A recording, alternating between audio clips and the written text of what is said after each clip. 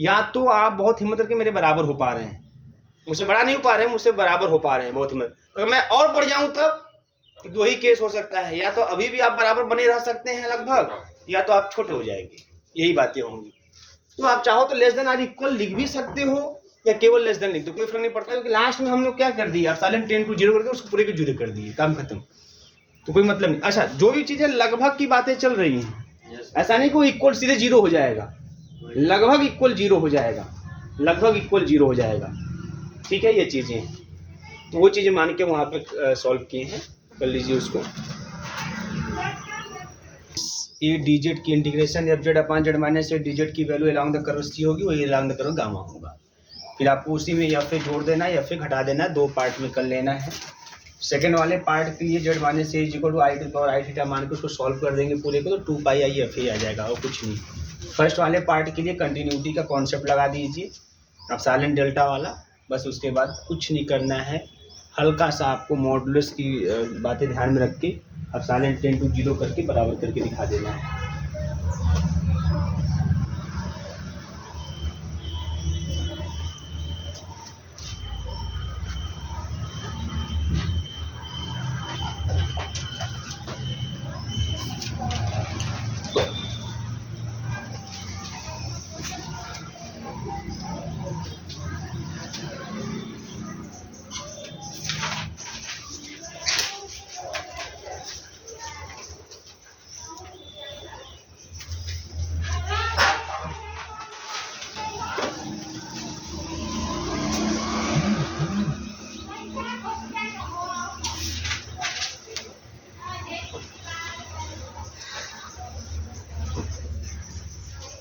ठीक है, अब हम लोग हल्का सा फार्मूला एक बार फिर से लिख लेते हैं, और ये हो गया भैया, ये फार्मूला हमारा आ गया कि integration C F Z upon Z minus का a d z is equal 2 pi i f a, ठीक है, ये इस तरीके से 2 पाई आई एफ ए। अब हम यहाँ पे ध्यान दीजिएगा, इसको हम ऐसे लिख सकते हैं कि f a is equal to 1/2 pi आई और integration F Z upon Z minus का a d z over the curve c, ऐसे लिख सकते हो। अब देखिए मैं डायरेक्ट लिख दे रहा हूँ यहाँ पे, Cauchy integral formula, Cauchy integral formula for the derivative of, for the derivative of an analytic function. मतलब अगर जो हम सिंगुलरिटी निकाल रहे हैं अगर उसका ऑर्डर 2 हो जाए तो ऐसे केस में यह आपको ऐसे दिखाई देगा, F dash A is equal, जो एफ ए है वहाँ एफ डैश ए 1 डेरिवेटिव बात हो रही है 1/2 पाई आई। अब यहाँ देखो फैक्टोरियल 1 कर लो आपको समझने के लिए, यहाँ 1 derivative first derivative then factorial 1 second derivative factorial 2। याद करने का तरीका बता रहा हूँ कैसे आपको मेमोराइज रहेगा, F Z upon Z minus का ए और यहाँ हो जाएगा स्क्वायर, ठीक है, 1 + 1 यहाँ एक ज्यादा रहेगा और डी जेड। इसी तरीके से अगर आप एफ डबल डैश ए की बात करोगे तो यह फैक्टोरियल 2 हो जाएगा 2 पाई आई और इंटीग्रेशन है ना ओवर द कर्व सी, तो रहेगा F Z upon second derivative है तो Z minus A to the power 2 + 1 मतलब 3, क्लियर है इस तरीके से, और डी जेड एक ज्यादा रहेगा। इसी तरह से अगर एफ ट्रिपल डैश ए रहेगा तो फैक्टोरियल 3/2 पाई आई और ये integration F Z upon Z minus A to the power 3 + 1 हो जाएगा डी जेड। अगर एफ एन डेरिवेटिव ए हो जाएगा तो फैक्टोरियल एन हो जाएगा 2 पाई आई और integration C F Z upon Z minus A to the power n + 1 D Z. तो इस तरह से आप फार्मूले को मेमोराइज कर लीजिएगा, बस इतने फार्मूले दिमाग में रहेंगे, आप Cauchy integral formula Kochi theorem based question दौड़ा के लगा लेंगे, कोई समस्या नहीं आएगी, ठीक है, नोट कर लीजिए आप लोग, ठीक है, फार्मूला लिख लेंगे, कोई समस्या नहीं है फार्मूले में, आप आराम से सॉल्व कर लेंगे। हाँ, इनके प्रूफ के लिए पिछला वाला लेक्चर देख लीजिए, एकदम आसान सा प्रूफ है, कोई दिक्कत नहीं है। अगर प्रूफ में कुछ रहता मैं आपको फिर से बता देता, बहुत इजी प्रूफ है, आराम से आप देख लीजिएगा, कर लीजिएगा, अगर करने का विचार होगा तब। मेन आपको फार्मूला याद होना चाहिए, और चाहे रिटन एग्जाम चाहे कोई एग्जाम हो आपसे इन सब का फार्मूला का डेरिवेशन नहीं पूछता, डायरेक्ट कॉची इंटीग्रल फार्मूला का ही स्टेटमेंट में प्रूफ पूछता है, इनके डेरिवेटिव का नहीं पूछता। मान लीजिए फिर भी आपको जानकारी है तो मैंने करवाया हुआ, आप देख लीजिएगा, बहुत ईजी है, कोई दिक्कत नहीं है। मास्टर पढ़ लियो कि नहीं? क्वेश्चन आप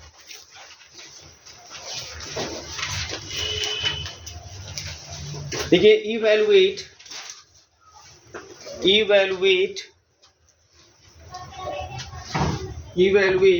integration over c e to the power 2z dz upon z plus 1 to the power 4 where c is mod z is equal to 3, where c is mod z is equal to 3। अब यह question आ गया आपके सामने, है ना? कैसे करना है, क्या करना है? सबसे पहले आप पोल की बात करते हैं, है ना, फॉर सिंगुलरिटी, फॉर पोल। तो फॉर पोल की बात जब करोगे ना तो आपको मिल जाएगा बच्चों, कुछ नहीं, डिनोमिनेटर जो है, जो z माइनस ए वाला फॉर्म होता है, z माइनस ए वाला, इसलिए जो इंटीग्रेशन आपको कॉची इंटीग्रल फार्मूला जो फार्मूला बताया गया है F Z upon Z minus ए, जेड माइनस ए वाले में जेड इक्वल टू दिखना है आपको, क्या चीज़ है यहाँ पे, तो जेड प्लस 1 है ना to the power 4 is equal to 0 कर देंगे तो आपको z इज इक्वल टू मिल जाएगा -1 is the pole of order 4। ये चीज़ आपके दिमाग में होनी चाहिए, ठीक है? तो यहाँ पे मतलब ये भी समझ सकते हैं कि भाई उससे z minus A to the power 4 n plus 1 से भी कंपेयर करोगे nth डेरिवेटिव से, तो यहाँ पे बहुत डायरेक्ट मिल जाएगा, आपको कुछ निकालने की भी जरूरत नहीं है। फार्मूला दिमाग में है तो F Z upon Z minus A to the power n plus 1 है ना, nth डेरिवेटिव n प्लस 1, तो जेड माइनस ए और यहाँ जेड प्लस 1, तो ए की वैल्यू कितनी आएगी, माइनस होना ना आएगी, तो वही चीज आ गई -1, और n की वैल्यू कितनी जाएगी 3, क्योंकि n प्लस 1 तो n की वैल्यू 3 हो जाएगी, तो हियर n इक्वल टू, एक भी दिमाग में आपके रहे, here n is equal to 3, ठीक है? अच्छा, अब हमें एक चीज ये भी देखना होता है कि हमारा जो पोल आया है ना, that pole lies inside and on a closed contour C or outside the closed contour C। तो आप इसके लिए क्या कर सकते हैं, आप चाहो तो इसको ड्रा कर सकते हो, मैंने उस दिन पिछले क्लास में बताया था। तो ड्रॉ करने के लिए मॉड जेड का मतलब मॉड x प्लस का i y is equal to 3, इसका मतलब x square plus y square is equal to 3 का स्क्वायर, ये हो जाएगा। मतलब एक सर्कल होगा जिसका सेंटर होगा 0 0 और रेडियस हो जाएगा 3, तो 3 रेडियस का 1 2 3 3 रेडियस का आप एक सर्कल ड्रॉ कर देंगे, है ना? ये 3 0, यह 0 3 -3 0 0 -3 ऐसा। अब z इज इक्वल टू -1 जो आया है वो इसी का अंदर है ना होगा, इनसाइड हो गया। अगर ये z इक्वल टू -1 आउटसाइड होता तो इसकी वैल्यू डायरेक्ट 0 हो जाती, काम खत्म हो जाता भाई, कॉची थ्योरम डायरेक्ट वैल्यू 0 हो जाती। लेकिन चूंकि z is equal to -1 inside curve c आ गया, तो यहाँ पे कॉची इंटीग्रल फार्मूला लगाएंगे, बस हमारी ये चीज ध्यान देना होगा। अच्छा, मैंने बताया था कि बिना आप इस चीज को ड्रा किए भी बता सकते हैं। मैंने क्या बोला कि z इक्वल टू -1 आए, इसको डायरेक्ट ही रख दो z इक्वल टू -1, तब देखें तो 1 आएगा। अगर यह वैल्यू इससे लेस आएगी तब तो इनसाइड होगा, अगर ये वैल्यू इससे ग्रेटर आएगी, आउटसाइड बराबर आएगी, तो on the curve c, on the curve c curve पर ही रह जाएगा, बस हमारी। तो डायरेक्ट बता सकते हैं, क्लियर है ना? z इक्वल टू -1 आएगा तो मॉड में -1 की वैल्यू 1 आती है, तो 1 is less than 3, it means that है ना z is equal to -1 lies inside the curve c, ठीक है ना? इसलिए कॉची इंटीग्रल फार्मूला आप लगाओगे, ठीक है ना? तो भाई कॉची इंटीग्रल फार्मूला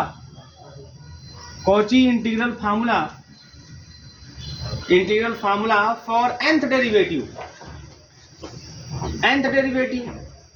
तो nth फार्मूला क्या लिखा है nth डेरिवेटिव का, fn a, कैसे याद कर सकते हैं, factorial n upon 2 pi i integration c f Z upon Z minus A to the power n plus, यही होता है। यहाँ n, हाँ डी जेड, यहाँ n की वैल्यू है 3, इसका मतलब हो जाएगा f ट्रिपल डैश ए, यही ना, f ट्रिपल डैश ए, और is equal to factorial 3 upon 2 pi i, बस समझ में आ रही है, अपान 2 पाई आई इंटीग्रेशन और f Z upon Z minus A to the power 3 + 1 मतलब 4 over the curve c d z. Clear है? अब इसी चीज को यहाँ पे लगा देना है, हमको इसकी वैल्यू निकालनी है, इस चीज की वैल्यू निकालनी है। तो हियर एक चीज ध्यान दीजिएगा, here f z is equal to what, f z equal to power 2z, compare कर लो भैया। Yes sir. एफ जेड यही ना है, एफ जेड अपॉन 10⁻⁴ यही चीज है। यहाँ f z equal to power 2z है, आप उसको कितनी बार डिफरेंशिएट करोगे? 3 बार डिफरेंशिएट करोगे आप। तो एफ डैश जेड निकाल लो 2 पावर 2z, यही ना। एफ डबल डैश जेड निकाल लो तो 4 पावर 2z, और एफ आप ट्रिपल डैश जेड निकाल लो 8 पावर 2z। क्लियर है? Here z is equal to बहुत सिंपल -1। यहाँ जेड इक्वल टू कितना है? -1, मतलब जेड इक्वल टू माइनस, मतलब ये ए की वैल्यू है। जी sir. Z is equal to a, मतलब जेड इक्वल टू -1, ये ए की वैल्यू है। जब ये ए की वैल्यू है तो एफ ट्रिपल डैश ए की वैल्यू क्या होगी, या एफ ट्रिपल डैश -1 की वैल्यू क्या होगी? तो इसकी वैल्यू क्या होगी भाई? जेड के स्थान में -1 रख दो, 8 पावर माइनस का है ना 2, यही ना। जेड को -1 रखेंगे तो माइनस का 2, मतलब 8/e² हो जाएगा। ये वैल्यू हो गई, है ना। देन बहुत सिंपल, देन अब यहाँ से आ जाओ, इंटीग्रेशन सी एफ जेड, मतलब रख दो वहीं पे e power 2z upon z plus 1 dz is equal to क्या हो जाएगा? इसको उधर भेज दो, 2πi into f triple dash a. F triple dash a मतलब 8/e² अपॉन फैक्टोरियल 3, यही तो। क्या जाएगा? 8 दूनी 16 अब बटे 6, यही ना। जी सर। और क्या हो जाएगा? पाई पाई अपॉन e², काट देंगे 2 से, 8/3 पाई आई अपॉन e², ये आपका आंसर हो जाएगा। नोट कर लीजिए। कभी कभी आपको यह भी देखने को मिलेगा कि जो कॉची रेसिड्यू थ्योरम से जो आप क्वेश्चन लगाएंगे, है ना, वो इसके कंपेरिजन में इजी दिखाई देगा, है ना। कॉची रेसिड्यू थ्योरम इजी होता है, और जितने भी क्वेश्चन देखिएगा कॉची इंटीग्रल फार्मूला से लगाए जाएंगे, वो सभी क्वेश्चन कॉची रेसिड्यू थ्योरम से भी लगाए जाएंगे सेम तरीके से। और एग्जाम में कभी ये नहीं बोलता कि solve it by Cauchy residue theorem या बाई कॉची इंटीग्रल फार्मूला, सीधे बोलता है इवैल्यूएट या सॉल्व। अच्छा, ये तो ऐसा रिटर्न की बात है, उसमें थोड़ा सा कंफ्यूजन हो सकता है भाई नाम ले ही ले, मान ली उसको मना कर दे, नाम ले भी सकता है। एमसीक्यू में तो कोई मतलब ही नहीं है, उसमें कोई मतलब नहीं है। आपको तो वहाँ पर टिक मारना है। अब टिक मारा है आपने, किस विधि से लगा के आंसर फाइंड किया, उससे क्या मतलब? आपने लगाया भी नहीं लगाया, क्या फर्क पड़ता है ना। डायरेक्ट आप कैसे नकल मान ली, क्या फर्क पड़ता है उससे? वहाँ पे चीजें देखी तो नहीं आती। तो एमसीक्यू के लिए तो और इजी है। तो आप कॉची इंटीग्रल फार्मूला को भी अच्छे से समझ लीजिए, फिर आपको कॉची रेसिड्यू थ्योरम बताया जाएगा, उसको भी समझ लीजिएगा। और आप देखेंगे कॉची रेसिड्यू थ्योरम अभी तक तो मुझे ये समझ आता है कि वो इजी है इसकी कंपेरिजन में, तो आपका मन है तो आप उसी से लगा लीजिएगा, ठीक है। बहुत इजी होता है कॉची रेसिड्यू थ्योरम, जो कि पढ़ाया जाएगा आप लोगों को। इसके जस्ट बाद सिंगुलरिटी पढ़ा के उसके बाद कॉची रेसिड्यू थ्योरम की तरफ। देखो बहुत कुछ है नहीं है, अगर मैं आज ही 6-7 घंटे पढ़ा दूँ पूरा खत्म कर दूँगा, कुछ है नहीं। कॉम्प्लेक्स का सिलेबस बहुत छोटा होता है, और जब एमसीक्यू को दिमाग में रख के पढ़ा रहा हूँ तो और छोटा हो जाता है, क्योंकि मुझे तो बहुत थ्योरम की तरफ नहीं जाना है यहाँ फिलहाल में यहाँ पे, ठीक है। बस थ्योरम कैसे काम कर रहे हैं, कैसे, वही चीज़ें जाननी है, सीखनी है। हाँ, वही कहते हैं, बस चीज़ें जान लेनी है। जहाँ पे जरूरत पड़ेगा मुझे ये चीज़ बताना चाहिए कम से कम, तो मैं बता दूंगा आपको। जो मेन थ्योरम है, कॉची थ्योरम का प्रूफ हो गया, इंटीग्रल फार्मूले का प्रूफ हो गया, लेवलिस थ्योरम भी आएगा, मोरेरास थ्योरम भी आएगा, है कुछ सीरीज के भी क्वेश्चन आपको दिखाई देंगे यहाँ पे। लॉरेंट्ज सीरीज और टेलर सीरीज के नाम से 2 आएंगे, तो वो सब भी चीज़ें आएंगी। इन सब के प्रूफ भी किए जा सकते हैं। एमसीक्यू के लिए प्रूफ कोई मतलब नहीं है कि किए जाएंगे, कोई दिक्कत नहीं, आसानी से कर सकते हैं। हीट इक्वेशन इसमें पीडी में था ना। हाँ, तो हीट इक्वेशन ऐसे तो पीडी में, तो पीडी कहाँ है इसमें, है ना। हाँ, एमएससी में बीएससी में भी रहा होगा, हल्का फुल्का हो सकता है। नहीं सर, वो एप्लीकेशन नहीं पढ़ना। अच्छा ठीक है, तो मैं देखा नहीं। बढ़ाइए इसको भैया।